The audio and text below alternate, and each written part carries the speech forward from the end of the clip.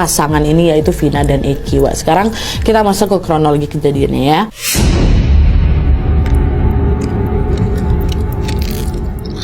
Jadi ceritanya Wak, pada tanggal 27 Agustus 2016 sekitar jam 7 malam, Vina ini izin ke keluarganya, dia mau main keluar nih sama pacarnya Eki. Kebetulan malam itu juga bertepatan dengan malam minggu Wak. Vina sama si Eki ini mau malam mingguan bersama-sama dan mau pergi makan-makan gitulah. Memasuki jam 9 malam di malam itu, Vina ini belum balik juga. Kakaknya Kak Marliana ngechat, "Dek, cepatlah pulang, jangan malam-malam." Katanya, "Oh iya Mbak, ini bentar lagi mau pulang kok," kata Vina. Sempat dibalas tuh Wak. Terus ditunggu sampai lewat tengah malam belum juga balik si Vina ini. Sampai akhirnya pada jam 1 dini hari tiba-tiba datang nih Wak, seorang laki-laki muda ke rumahnya Vina. Dia bawalah kabar mengejutkan. Laki-laki ini bilang, Pak, maaf Pak, saya mau ngabarin Vina kecelakaan," katanya. "Sekarang posisinya dia ada di rumah sakit." "Hah, astagfirullah, kecelakaan? Rumah sakit mana?" kata bapak ya kan. "Di RSUD Gunung Jati Cirebon Pak," kata si laki-laki ini. Nah, mendengar jawaban itu, bapak sama kakeknya Vina pun langsung lah itu berangkat ke rumah sakit yang dimaksud. Sesampai di rumah sakit Wak, ternyata udah ada polisi tuh. Dan sama seperti yang disampaikan sama si laki-laki yang lapor tadi Wak, di hadapan keluarganya Vina, polisi itu bilang,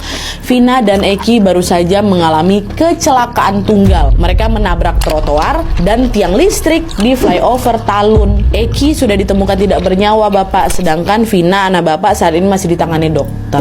Jadi waktu itu Eki memang udah meninggal di tempat Wak, tapi sementara si Vina masih hidup ya. Mendengar hal itu dengan panik, Bapak pun langsunglah segera masuk ke dalam ruangan untuk melihat kondisinya si Vina secara langsung. Dan betapa terkejutnya mereka ketika mereka melihat bahwa pada saat itu sekujur tubuhnya Vina Wak udah bersimbah darah. Kedua tangan, kaki, kepalanya remuk. Bahkan mohon maaf ya, kepala belakang ini katanya macam lembek kayak balon yang diisi air tuh kata bapaknya. Dan saat itu kedua mata Vina ini masih terbuka Wak, tapi kedua mata itu merah semuanya jadi darah gitu loh isinya gitu. Nah, melihat kedatangan bapaknya, Vina ini masih hidup kan, tapi dia tuh seolah-olah ingin mengatakan sesuatu Wak, cuman suaranya nggak keluar karena napasnya tuh sengal-sengal gitu loh. Dengan perasaan yang hancur, bapaknya pun langsung lah itu memeluk Vina. Dan belum sempat mengatakan apa-apa Wak, belum sempat Vina ini mengatakan apa-apa, hanya sekitar 1 menit lah setelah bapak itu datang, tiba-tiba Vina pun menghembuskan nafas terakhirnya. Sama seperti Eki, pada malam itu Vina juga meregang nyawa.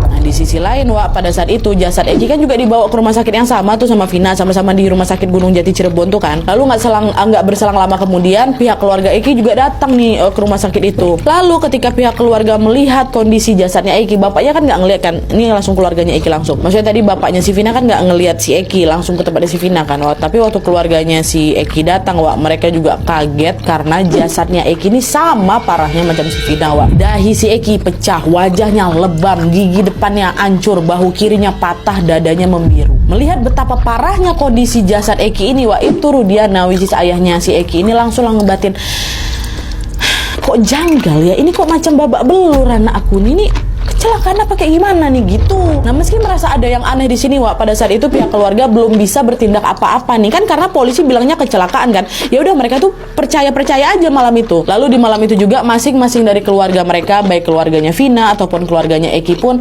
memutuskan untuk segera membawa pulang jasad anak mereka supaya bisa cepat dimakamkan. Dah balik lah ini Wak semuanya kan. Keesokan harinya jasad Vina dan Eki pun dimakamkan di tempat yang berbeda. Vina di pemakaman umum Desa Pasindangan Gunung Jati Cirebon, sedangkan Eki di pemakaman keluarganya yang terletak di Desa Sutawangi, Majalengka, Jawa Barat. Dan setelah pemakaman ini selesai Wak, pada tanggal 31 Agustus 2016 atau 3 hari setelah Vina Eki ini meninggal dunia, pihak keluarganya Vina ini pun akhirnya mulai mencari informasi lebih detail lagi mengenai kecelakaan yang menewaskan Vina dan Eki. Lalu dari situlah Wak, kejanggalan demi kejanggalan mulai bermunculan.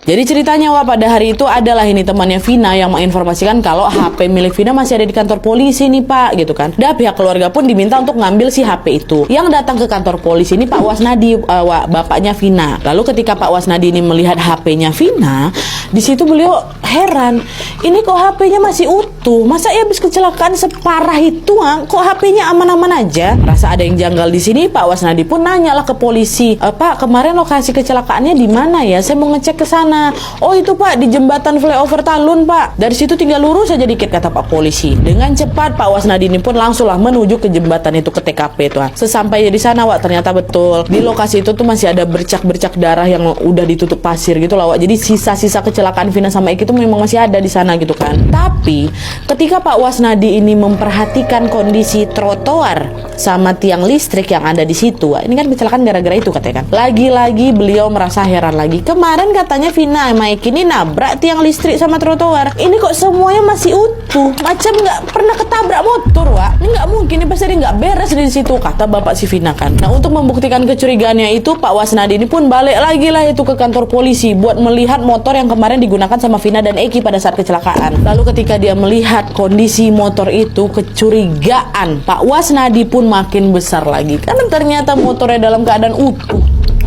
Wak. Semua badan motor itu masih lengkap, semua, nggak ada yang pecah, nggak ada yang rusak, nggak ada. Di beberapa bagiannya memang adalah lecet-lecet kecil, tapi Pak Wasnadi tahu kalau yang lecet-lecet kecil itu sebenarnya udah ada sejak lama gitu. Jadi bisa dipastikan Wak, Pak Wasnadi ini makin yakin lagi kalau lecet-lecet itu ya bukan hasil dari kecelakaan gitu loh. Tapi waktu itu Pak Wasnadi ini belum berani menyampaikan kecurigaan ini kepada siapa-siapa Wak, masih beliau simpan aja sendiri. Pak Wasnadi pun pergilah ini pulang ke rumah lagi kan, sambil bawa HP-nya si Vina nih. Dan dia balik, dia macam dia ngerenung lah gitu. Lalu tepat di malam harinya sekitar jam 1 dini hari, Marliana kakaknya Vina ini tiba-tiba dapat telepon dari kawannya Kak Marliana. Melalui sambungan telepon itu dengan panik kawannya bilang, Mar kok di mana Mar?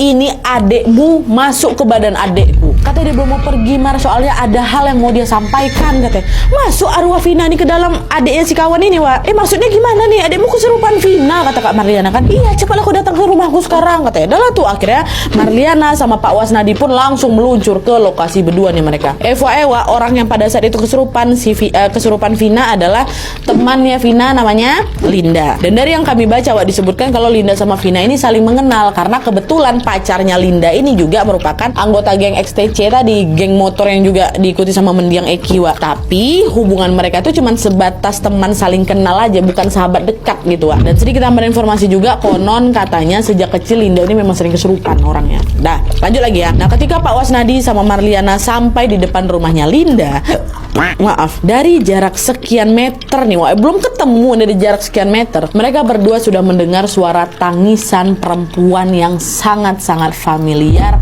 yaitu suara tangisan Vina. Suaranya 100% sama dengan Vina. Bahkan cara nangisnya, dari logat bicaranya, semua sama persis. Dari apa video yang kalian lihat waktu si Linda tuh kesurupan, nah kayak gitulah suaranya Vina aslinya Wak. Diverifikasi sama bapak sama kakak ya. Udah nih, ketika Pak Wasnadi sampai di depan pintu rumahnya Linda, si Linda yang waktu itu lagi kesurupan sama Vina Wak, langsung berlari dia ke arahnya Pak Wasnadi sambil berteriak, Bapak!